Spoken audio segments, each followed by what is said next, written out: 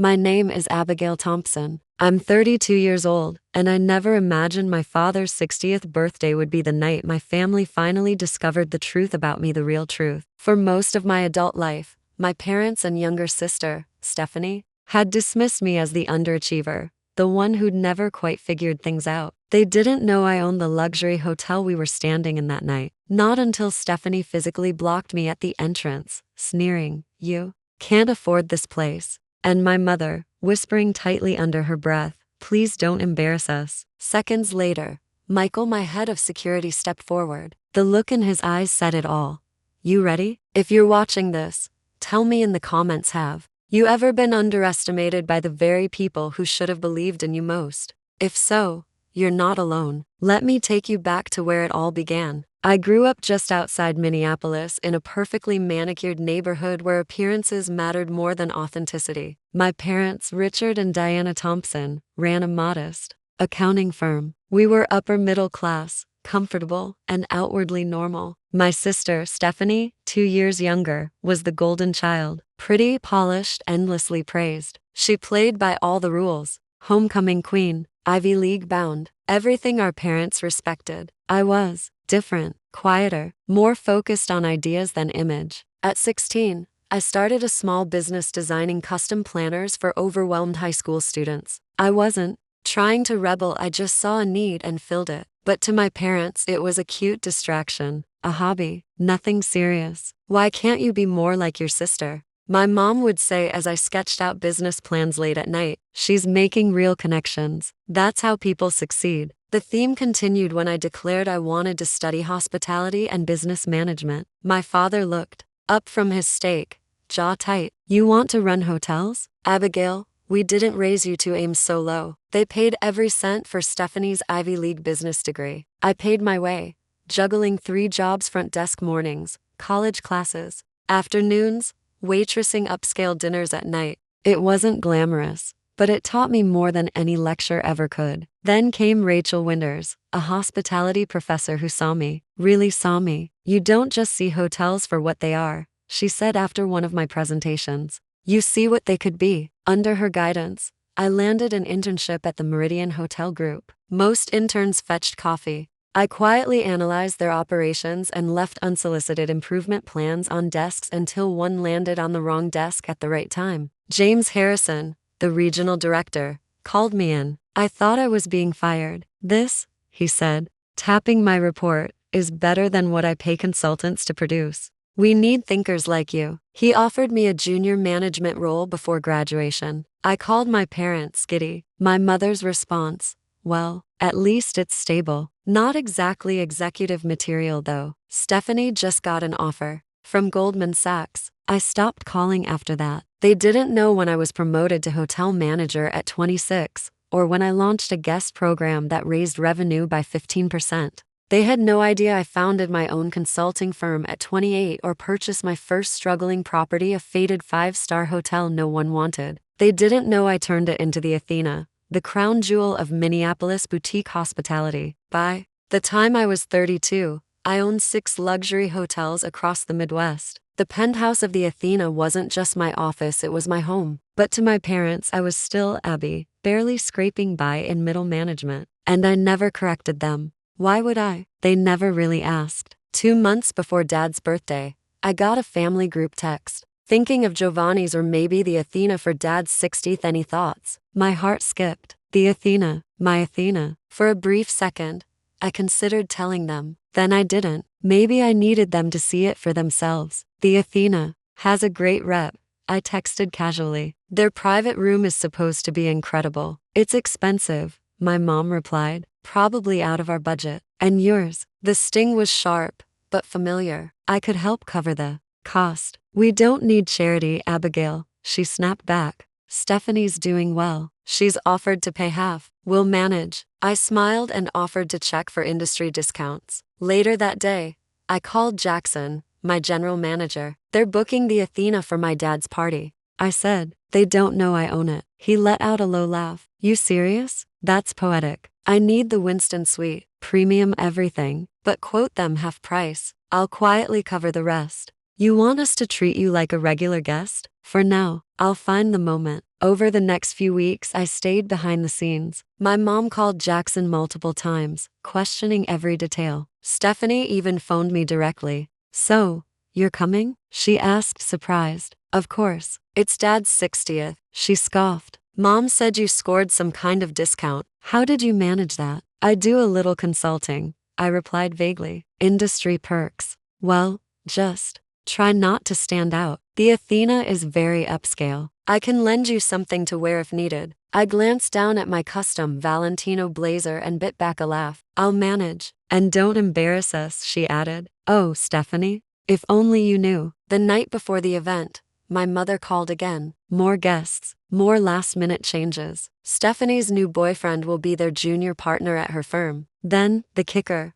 We're thinking you can handle the tip for the servers. It'll help you contribute without overextending yourself. Sure, Mom, I said, happy to take care of it. That night, I stood by the window of my penthouse, the skyline of Minneapolis glowing below. My hotel, my rules. I called Michael. Ready for tomorrow? Are you? He asked. You're about to rewrite your family's entire script. I'm just delivering the plot twist they wrote themselves. What happened next would change everything. Not because I needed validation, but because, for the first time, they'd be forced to see me as I truly was. Not the failure, not the disappointment, but the woman who built an empire while they weren't looking. The evening of my father's birthday arrived with the kind of symmetry life rarely offers. A soft snowfall had begun to dust the Athena, hotel's Art Deco facade, catching the lights in a way that made the building look like something out of a black and white film, timeless, elegant, and mine. I'd told my family I'd be running late due to a last-minute work call. The truth? I wanted to watch them arrive from the control room just off the kitchen, surrounded by security monitors and quiet anticipation. Wearing a midnight blue Gansey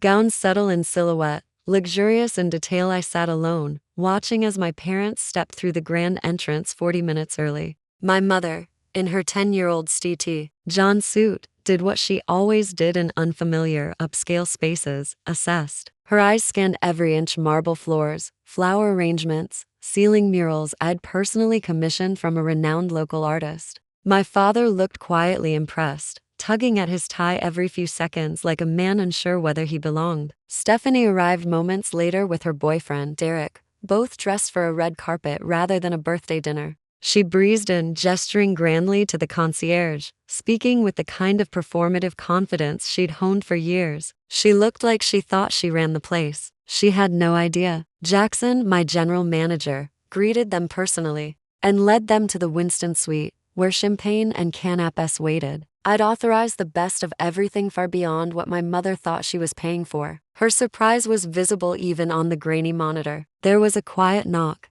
Miss Thompson? Elise, my executive chef, stepped into the room. Everything's ready. The wine has been breathing for 3 hours, and your father's favorite bourbon is set for after dinner. I stood and smoothed the fabric of my dress. Thank you, Elise. It's time. As planned, I texted Michael to take his place near the entrance. Then I exited via my private elevator, circling the building on foot to enter through the front. Just another guest arriving for dinner. Perfect timing. The Clarks and Robertsons were checking in at the front desk when I slipped in behind them. I hung back, content to watch as they were guided toward the private dining room. That's when Stephanie reappeared, presumably from the restroom. Her gaze landed on me. She froze, then smiled. That particular smile, tight, patronizing to familiar. Abigail, you actually showed up. Her eyes dropped to my gown, lingered on my shoes, then flicked to my diamond earrings. Wow, you borrowed something nice. Hello, Stephanie. You look lovely, I said, ignoring the bait. She tilted her head, disappointed I hadn't taken the swing. Mom was worried you'd either back out or show up looking like you just got off work. Wherever it is you work these days, I'm exactly where I want to be, career-wise. Right, she muttered, already distracted. Her eyes shifted to the entrance. Wait, oh no, please tell me you didn't bring a date to Dad's birthday. This is a family event, Abigail. Michael appeared behind me just then, polished and poised in a custom-tailored suit. Before I could explain, my mother arrived, flustered. Abigail, finally, we've been here forever. Then she saw Michael. And, who is this? We didn't arrange for extra seating. This is, I began, but Michael stepped in. smoothly. "Good evening, Mrs. Thompson. Michael Chin. I'm head of security here at the Athena. Just needed a quick word with Miss Thompson." My mother's face registered embarrassment. "Security? Abigail. What now?" Stephanie stepped in front of me, hand on hip. "Is there a problem with her reservation?" she asked him, her voice saccharine. "If it's a payment issue, we can cover her part." My mother leaned in, voice dropping to a whisper that still managed to carry. "Abigail, don't embarrass us. If you're having financial trouble again, you could have told us. This place is expensive." Around us, the lobby quieted. A few staff and guests had begun to watch the scene unfold. Jackson stood near the restaurant entrance, his mouth twitching with barely concealed amusement. He caught my eye. I gave the smallest nod. Michael cleared his throat. "Mrs. Thompson, Miss Stephanie, perhaps you're unaware that you're currently preventing the owner of this establishment from entering her own property." Silence. Complete, shattering silence. My mother froze. Stephanie turned slowly, confusion spreading across her face like ice. "Excuse me?" my mother said, her voice brittle. Jackson chose that moment to step forward. "Miss Thompson," he said with effortless deference, "everything is prepared for your father's celebration. The chef included your custom menu, and the 1960 de Bordeaux from your personal cellar pairs beautifully with the prime rib." My mother blinked. "Your personal cellar?" I smiled, stepping around my sister. "Yes, Mom, from my wine cellar, here at the Athena. I've been meaning to tell you I own this hotel, and the Meridian, and 4 others across the Midwest." Stephanie's mouth opened, then closed, then opened again. My mother gripped the back of a chair. That's not possible," she whispered. "And yet," I replied, gesturing toward the restaurant, "here we are." As we entered the Winston suite, the staff greeted me not as a guest, but as someone they deeply respected. "Good evening, Miss Thompson. Welcome back, Miss Thompson." Each quiet greeting chipped away at my family's denial. Stephanie trailed behind me in stunned silence. My mother walked stiffly, as if navigating a dream she couldn't wake from. Just before I reached the table, Stephanie grabbed my arm, fingers biting into my skin. "Why didn't you tell us?" she hissed. I glanced down until she let go, then looked her in the eyes. "You never asked," I said simply. Inside, my father rose from the table, confusion playing across his face until Jackson pulled out my chair with a respectful "Right this way, Miss Thompson." It took a moment for my father to catch up. When he did, his eyebrows lifted in disbelief. "So, this is yours?" I nodded. We spoke later, near the dessert table, where his tone held no accusation, just quiet awe. "You've built all this? And we had no idea." "I wasn't sure I'd succeed at first," I admitted. "Then, it just became easier not to challenge the version of me you all had in your heads." He looked down at his bourbon. "We made a mistake." It wasn't an apology, not quite, but it was the closest any of them had ever come. The rest of the evening unfolded like a play where half the cast had been given the wrong script. My mother clung to her brittle smile, offering polite barbs masked as small talk. Stephanie alternated between stunned silence and strained attempts to position herself beside my success. Only my father allowed himself to be surprised, curious, maybe even proud. And me? I didn't gloat. I didn't grandstand. I simply stood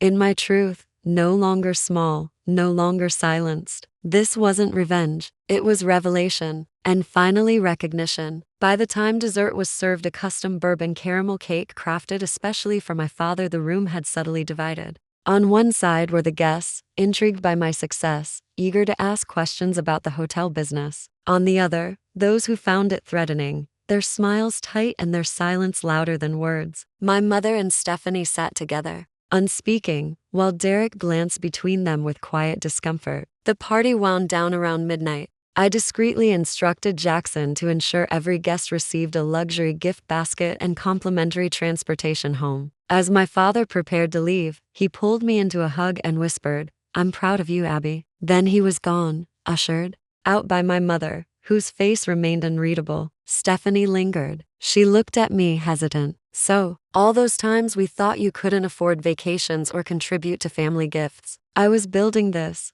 I said, gesturing to the elegant space around us. "I did send gifts, meaningful ones. The Hawaii anniversary trip, the Christmas checks, all from me." Stephanie blinked. Mom said those were from a distant cousin who came into money. I gave a dry laugh. Of course she did. God forbid I succeed in a way she didn't plan or approve. Derek approached, placing a steady hand on her shoulder. We should go, he said gently, then turned to me with unexpected sincerity. Incredible place you've built. Truly impressive. Stephanie shot him a look I couldn't quite decode. Then she turned back to me. We should talk. Soon, after they left, I slipped off my heels in my office and poured myself a glass of the Bordeaux we'd served at dinner. Michael appeared moments later, knocking once before easing into the chair across from me, loosening his tie. That was quite an evening, he said. How are you feeling? I swirled the wine in my glass. Relieved, vindicated, exhausted, sad, all of the above,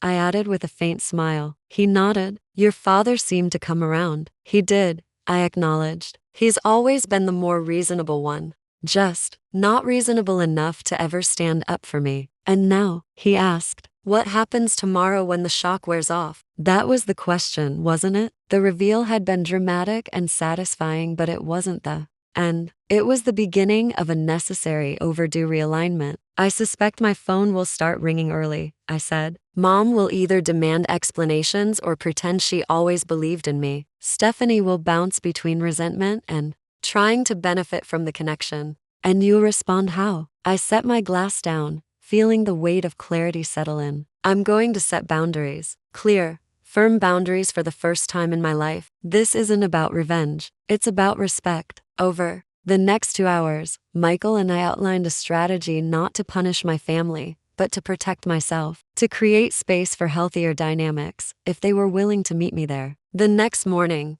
at exactly 7:03 a.m., my phone rang. My mother. I let it go to voicemail. A text from Stephanie arrived moments later. We need to talk. Can I come by your hotel today? I didn't respond. Instead, I called Dr. Eleanor Hayes, the therapist I'd been seeing on and off since purchasing my first hotel, and scheduled an emergency session for that afternoon. By the time I arrived at her office overlooking Loring Park, I had 17 missed calls, 23 texts, and 1 email from my father. It simply read, I owe you an apology. Many actually. When you're ready to talk, I'm ready to listen. That message, so different from my mother's angry voicemails and Stephanie's alternating accusations and flattery, gave me a flicker of hope. After hearing the full story, Dr. Hayes looked at me gently and asked, the question isn't whether you should forgive them. It's what kind of relationship do you want going forward and what boundaries need to exist for that to be healthy. By the end of the session,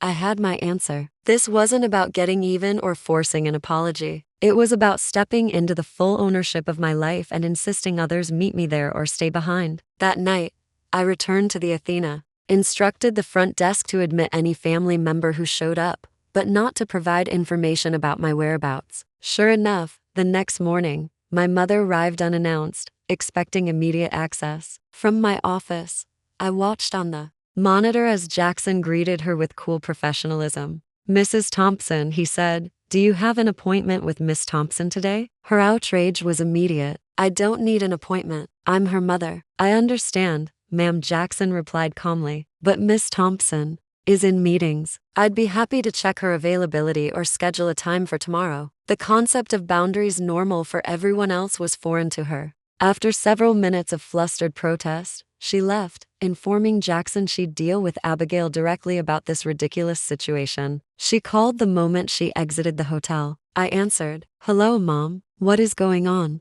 Abigail, I just came to see you at this hotel of yours, and I was treated like some kind of outsider. You were treated like any other visitor without an appointment, I said gently. I run a business. I have meetings, schedules. I'm your mother. I shouldn't need an appointment to see you. Would you drop by Stephanie's law office and expect to be shown in without notice? Silence. This is different, she said finally, but with less certainty than before. It's really not. My business, my career, my professional standing all deserve the same respect you've always given Stephanie, I said firmly. There was a pause. We need to talk about what happened at your father's birthday, I continued. As a family, I'm willing to have that conversation, Mom, but only when you're ready to face some uncomfortable truths about how you've treated me and my career choices over the years. She opened her mouth to protest, but I interrupted, firmly. This is about that. I'm not angry. And I'm not trying to punish anyone. I'm simply setting boundaries that should have been there long ago. By the end of our talk, we agreed to meet the following week with Dr. Hayes acting as mediator. It wasn't the ideal outcome from my mother's perspective, but she recognized I was no longer the daughter who could be dismissed or manipulated. Stephanie proved more adaptable if not more sincere. That afternoon, she arrived at the Athena with Derek in tow, requesting a tour of my hotel. The shift from condescension to sudden sisterly pride was obvious, but I accepted it as a starting point. As I showed them around, Stephanie bombarded me with questions about the business, the clientele, and profit margins, clearly assessing the full extent of my success. Derek, surprisingly, seemed genuinely interested, asking thoughtful questions about hospitality and management philosophy. At the end of the tour in the rooftop garden I had installed last spring, Stephanie said, "You know, we should talk about potential collaborations. The firm's always looking for impressive venues for client events. Family discount rates would be a win-win." There it was, the real reason for her visit. Not reconciliation, not genuine interest in my life, but how my success could benefit her. "I don't offer family discounts," I said pleasantly but firmly. "The Athena maintains consistent pricing for all clients, but your firm is welcome to book through our corporate events department like anyone else." Her smile faltered. "But surely, for your own sister?" I cut in smoothly. "I believe clear boundaries between family and business are essential for both to thrive." Derek nodded appreciatively, earning a sharp glance from Stephanie. The rest of their visit passed uneventfully. By the time they left, Stephanie had received the same message I'd already delivered to our parents. I was open to relationships, but only those based on mutual respect and clear boundaries. That evening, I had dinner with Michael in my penthouse.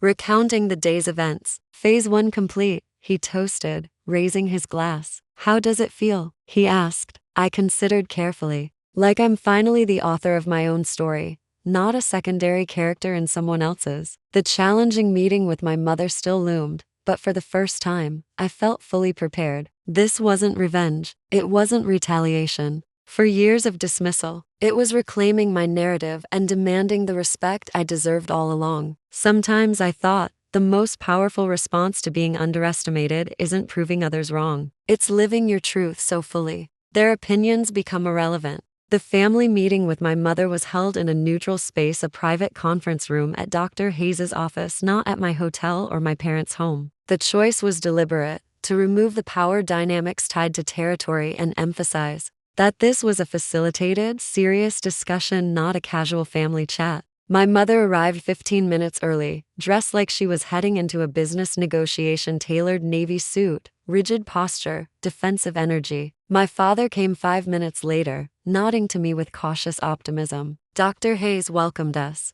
warmly and set the ground rules: no interruptions, no personal attacks, and a focus on I statements rather than accusatory you statements. "We're here to build healthier communication, not to assign blame or rehash every grievance," she explained. My mother's skeptical expression suggested she saw this as a necessary psychobabble, but she nodded. I began as planned, calmly recounting my experience as the less favored child, the ongoing dismissal of my career choices, the pattern of minimizing my achievements while celebrating Stephanie's. I gave specific examples, devoid of emotion, just the facts as I'd lived them. "While I worked 3 jobs to put myself through college, you paid Stephanie's full tuition and housing at Cornell. When I got my first management job, you changed the subject to Stephanie's new apartment. When I started my consulting firm, Dad asked if I had a backup plan for when it failed." My mother's face flushed as I spoke. Her hands clenched nervously in her lap. When I finished,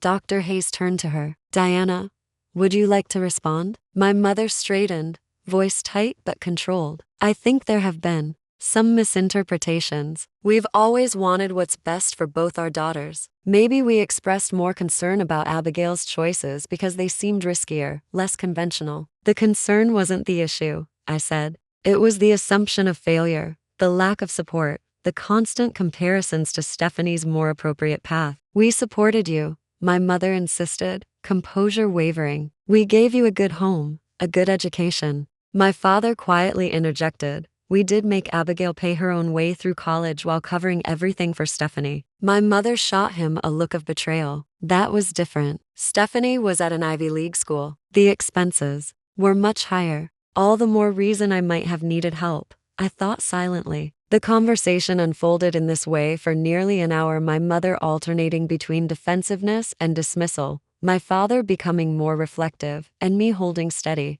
with my truth while remaining open to theirs. Dr. Hayes skillfully kept us on track, steering us toward the future instead of dwelling on the past. The turning point came when my mother finally voiced the core grievance she'd kept bottled up. Why did you hide your success from us? Do you have any idea how humiliating it was to learn about your hotels in front of all our friends? To realize our daughter has been lying to us for years? I wasn't lying, I said evenly. I simply stopped sharing. There's a difference. But why? She pressed, genuine confusion breaking through the anger. Because every time I tried, you dismissed it. After years of that, it became clear my success didn't fit the story you'd made about me. It was easier to keep it to myself than to have it constantly devalued. Something in my measured tone finally reached her. She fell silent, gaze lowered to her hands. I never thought of it that way, she said softly. I always saw myself as the practical one, the realist, keeping everyone grounded. For Stephanie,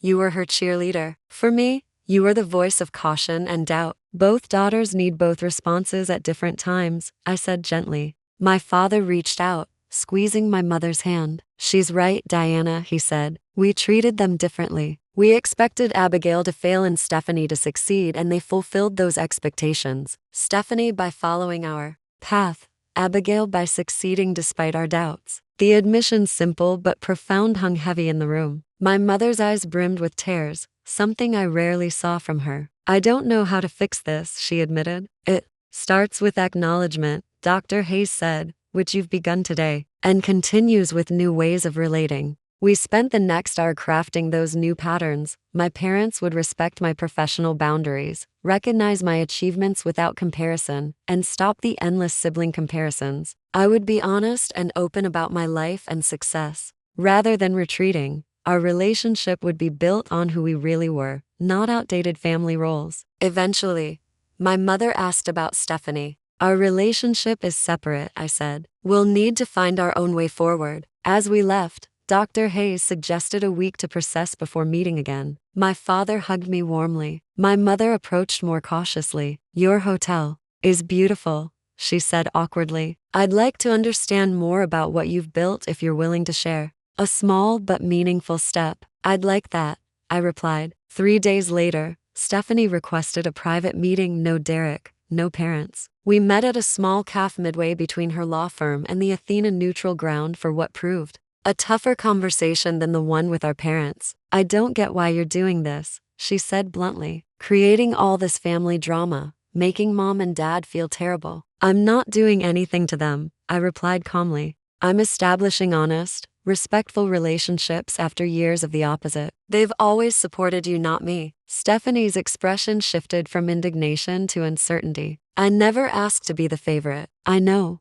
I said evenly, but you never questioned it either. When they praised your conventional choices but dismissed mine, when they funded your education while I worked 3 jobs, when they celebrated you and minimized me, you accepted it as the natural order. She fell silent, stirring her latte hard. I didn't realize how different things were for you, she said finally. From the outside, you seemed independent, like you didn't need anyone's approval. I became independent because I had to, I explained. Then that independence was used against me as proof I didn't need the support you automatically received. We talked for nearly 2 hours, more honestly than ever before. Stephanie never fully owned her role in the family dynamic, but she tentatively committed to a more equal relationship moving forward. I can't promise I'll get it right immediately, she said, old habits and all. I'm not expecting perfection, I assured her, just effort and awareness. The following week brought small but meaningful changes.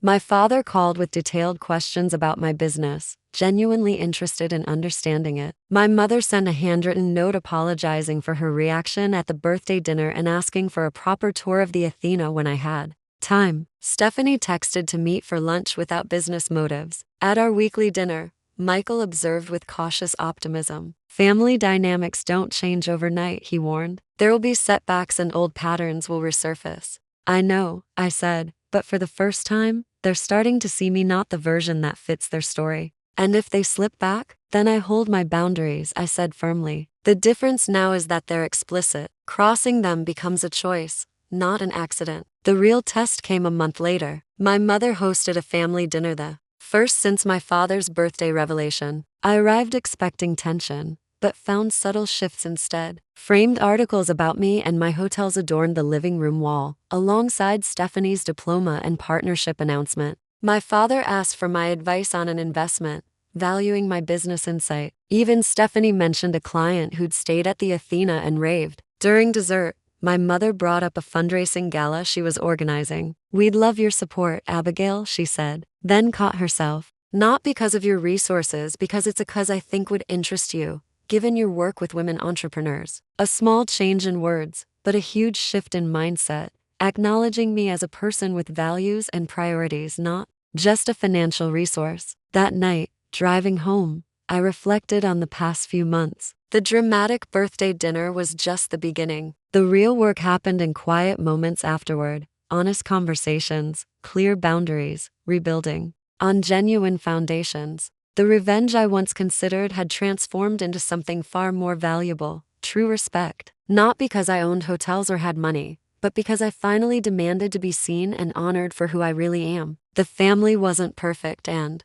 never would be, but the shift from automatic dismissal to conscious effort was, in itself, a revolution. As I stepped into my penthouse that night, peace settled over me like never before. The lights of Minneapolis stretched out before me, twinkling against the night sky, a vivid reminder of all I had built despite the doubts and dismissals I'd faced. Some say living well is the best revenge, but I had discovered something even more powerful. Living authentically is the best resolution. 6 months after the revelations at my father's birthday dinner, I stood on the balcony of my penthouse suite, watching the sun set over the city. The skyline glowed golden in the fading light, a perfect backdrop for reflecting on how much my family relationships had transformed since that pivotal night. The changes hadn't been instant or effortless. There were setbacks, moments when my mother slipped back into old habits of comparison, when Stephanie's competitive edge resurfaced, and the ingrained family dynamics threatened to take hold again. But the difference now was clear. These moments were noticed, addressed, and corrected, not accepted as inevitable. My relationship with my father had improved the most. Without my mother's stronger personality dominating, he began visiting the Athena regularly, genuinely curious about my business. He even started offering accounting advice, not with the old patronizing tone, but with genuine respect for a fellow business owner. "I never gave you enough credit," he admitted during one of our monthly lunches. "I was so focused on traditional paths to success, I failed to see you were forging a better one." My mother's transformation was slower but still meaningful. She no longer dismissed my career or compared me to Stephanie, though sometimes I caught her still struggling to grasp the scale of what I'd built. The difference was her willingness to try, to ask questions, admit when she didn't understand, and visit my properties with genuine interest instead of skepticism. "I've been recommending the Athena to everyone at the country club," she said proudly on a recent call. Cynthia Blackwell was positively envious when I told her my daughter owns it. There was still a trace of vicarious pride in her support, but I'd learned to accept that perfect understanding might be beyond us. Moving from dismissal to imperfect support was significant progress. Stephanie and I had carved out a more honest, if sometimes awkward, relationship. The competitive tension hadn't vanished, but simply acknowledging it reduced its power. We even teamed up for a charity event at the Athena, combining her legal connections with my hospitality expertise, a partnership unimaginable just a year ago. "We make a good team when we're not trying to outdo each other," she admitted. After the fundraiser, "We always could have," I said. "We just never gave ourselves the chance." Beyond family, my professional life kept flourishing. In the past 6 months, I acquired 2 more properties, expanding my portfolio to 9 luxury hotels across the Midwest. Michael was promoted to Chief Operations Officer, overseeing security and guest experience across all locations. Perhaps most meaningful, I founded the Thompson Women in Hospitality Foundation, providing scholarships and mentorship to young women pursuing careers in the industry. The foundation's first class of 10 scholarship recipients began their programs that fall, each paired with successful women mentors from various hospitality fields. You're building the support system you never had, Dr. Hayes observed during one of our monthly check-ins. Turning personal disappointment into structural change? I agreed. It feels more constructive than just holding on to anger. My personal life had shifted too. After years of prioritizing my career above all, I began dating James Bennett, an architectural restoration specialist I met during a Chicago property renovation. Unlike past relationships that faltered under work pressures, James understood the demands of building something meaningful and brought his own passion. Balance isn't about equal time, he said on our third date. It's about equal respect for what matters to each person. That philosophy let our relationship grow alongside my business, neither demanding precedence over the other. As the sun dipped below the horizon, I heard the penthouse door open. Michael arrived for our weekly strategy dinner. Contemplating your empire? He teased, handing me a glass of wine. Contemplating the journey, I corrected, accepting the glass. Professional and personal. Any regrets about how it all unfolded? I considered carefully. I think the drama was necessary. My family was comfortable dismissing me. That comfort had to be disrupted before real change could begin. Michael nodded. Speaking of family, your mother called the front desk today. She actually made an appointment to see you next week instead of demanding immediate access. Progress comes in many forms. Later, after reviewing expansion plans with Michael, I checked my email. There was a message from my father, with an attached article featuring me prominently among female entrepreneurs in hospitality. So proud of what you've built, his message read. Not just the hotels, but the foundation, the mentorship, programs, all of it. You've created success on your own terms, which is far more impressive than following someone else's blueprint. Stephanie and I talked yesterday about how your approach has inspired her to explore more creative directions. In her legal career, you've influenced all of us more than you know. Tears welled up not from sadness or hurt, but from the simple power of finally being seen and valued for exactly who I am. The truth I uncovered over these months was that revenge, in the usual sense, had never been my goal. The fantasy of making my family regret their dismissal was abstract and fleeting. What I really wanted was recognition not for my wealth, but for my worth as a person with valid choices and accomplishments. That recognition had finally come. Imperfect, yes, but genuine. Not forced through dramatic confrontations, but nurtured through honest communication and firm boundaries. The greatest revenge against those who underestimate you isn't making them sorry, it's making their opinions irrelevant to your self-worth. My family's validation, now freely given, was welcome but no longer necessary. I'd built that validation from within, brick by brick, alongside the hotels that stood as monuments to my vision and determination. As I prepared for bed, my thoughts turned to the young women in my foundation, many facing their own battles with doubt and dismissal. The most valuable thing I could give them wasn't just money or connections, but the knowledge that other people's limitations should never become their own. Have you ever been underestimated by those who should have believed in you most? How did you respond? Anger, withdrawal, or determination to prove them wrong? Share your story in the comments below. And if my journey resonates, don't forget to like, subscribe, and share. Sometimes the most powerful lessons come from our toughest experiences. Thank you for letting me share mine. Until next time, remember, true success isn't measured by others' recognition, but by the life you build on your own terms.